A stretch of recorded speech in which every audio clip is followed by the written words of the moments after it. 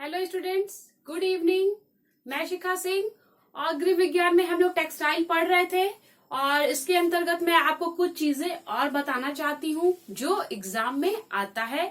और ये आज हम लोग बात करेंगे वस्त्र विज्ञान में, टेक्सटाइल में हमारे जो भी रेशे हैं और उसकी प्राप्ति के स्रोत, यानी वो हमें कहाँ से प्राप्त होते हैं। स्टूडेंट्स, मैं आपको बता देना चाहती हूँ, जो भी बच्चे अभी कोई एग्जाम टीजीटी पीजीटी वगैरह नहीं दिए हैं, उनको ये भी जानना बहुत आवश्यक है कि प्रश्न कहाँ कहाँ से उठते हैं, क्योंकि पूरी कहानी हम पढ़ लिए और अगर हम उतना ठीक से उस चीजों को ध्यान से नहीं पढ़े तो हमें ये नहीं पता होगा कि क्वेश्चन पुट कहाँ से होता है।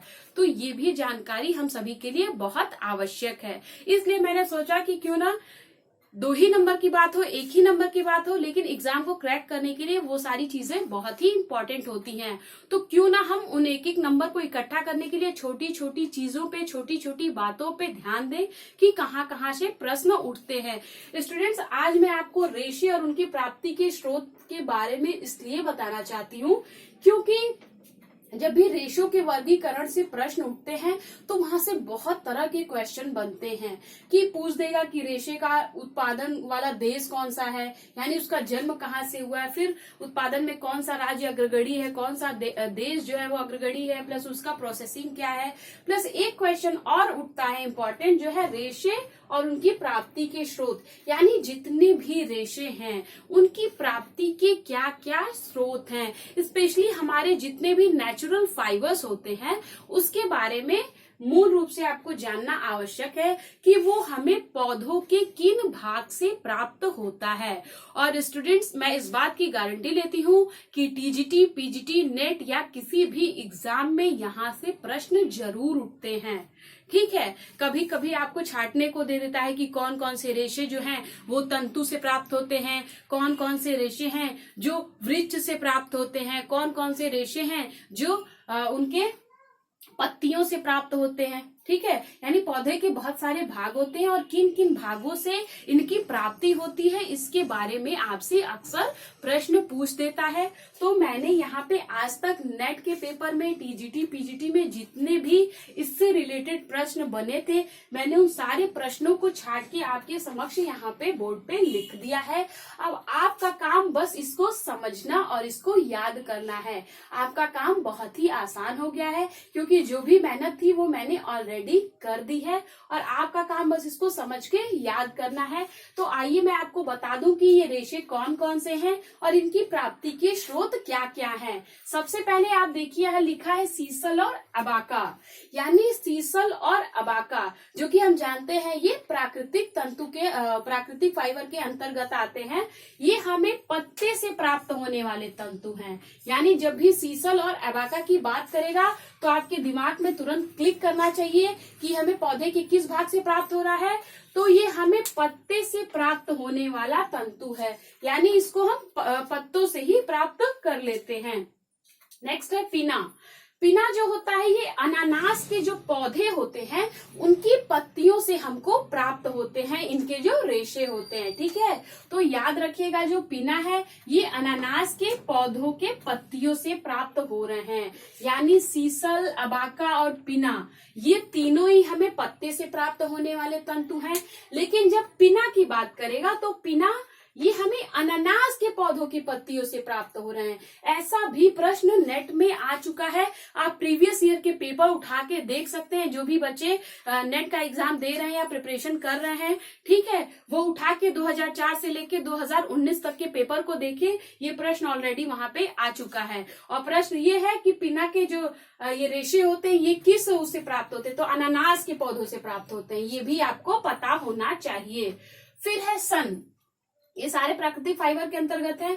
और सन जो है ये हमें सन के पौधों से ही प्राप्त होता है।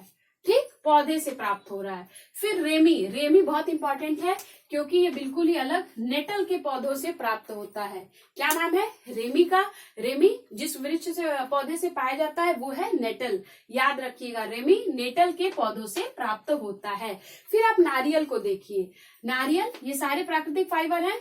नारियल को कह रहा है नारियल के छाल का ऊपर का रेशा यानी नारियल, जब हम देखेंगे नारियल तो उसके बाहर का जो ऐसा रेशा रेशा होता है उससे आप देखते होंगे बहुत सारे डोरमेट वगैरह भी बनते हैं।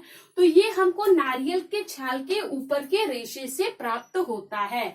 स्टूडेंट्स, ये सारी चीजें आप बिल्कुल याद करते जाइए और मैं तो कहूंगी जब भी आप मेरा वीडियो देखें ये सारी चीजें आप कॉपी पे लिखने की आदत डालिए। क्यों? क्योंकि आप लिखेंगे तो आपको चीजें याद होंगी और याद होना बहुत जरूरी है। ठीक है। फिर है हेम्प, छठवां रेशा है हेम्प। हेम्प जो है हमको हेम्प के पौधों के तने से प्राप्त होता है। किससे प्राप्त हो रहा है? पौधों के तने से। और कौन सा पेड़ है? हेम्प के ही पौधों के तने से प्राप्त हो रहा है। ठीक है। फिर है आपका जूट। जूट ऑलरेडी एक बार आ चुका है, नहीं आया अभी। जूट जो है ये जूट के पौधों से प्राप्त होता है। फिर कापोक, कापोक ये भी प्राकृतिक रेशा है और ये हमको कापोक के वृक्ष के फल से प्राप्त होता है।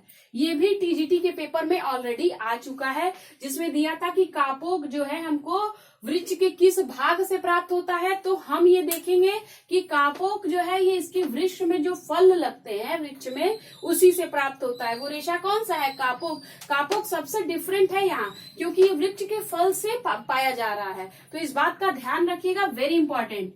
फिर है लिनन। लिनन जो होता है ये फ्लैक्स के पौधों के तने से प्राप्त होता है।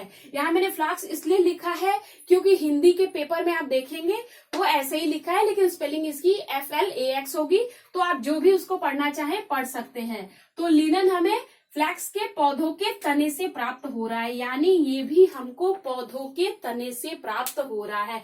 देखिए कहीं पत्ती आ रहा है, कहीं तना आ रहा है, तो चीजें आपको बहुत ज्यादा ध्यान देने की जरूरत है।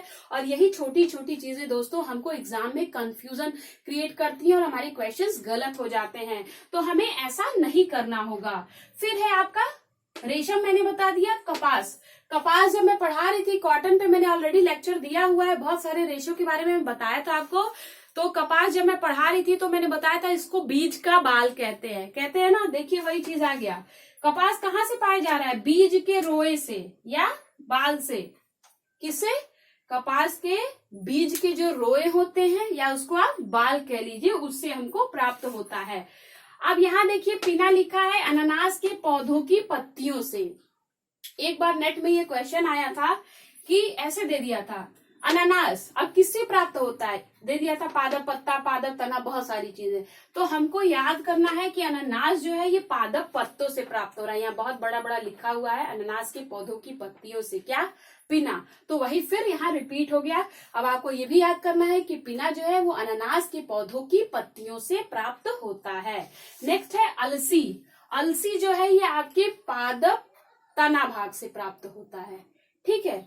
फिर है पिना और एबका। ये बार बार आया है एग्जाम में, इस नाते जितनी बार आया मैंने उस चीज को जितनी भाषा में पूछा उतनी तरह से लिख दिया। यहाँ लिखा पत्ते से प्राप्त होने वाला तंतु, तो भाई सीसल अबाका हो गया।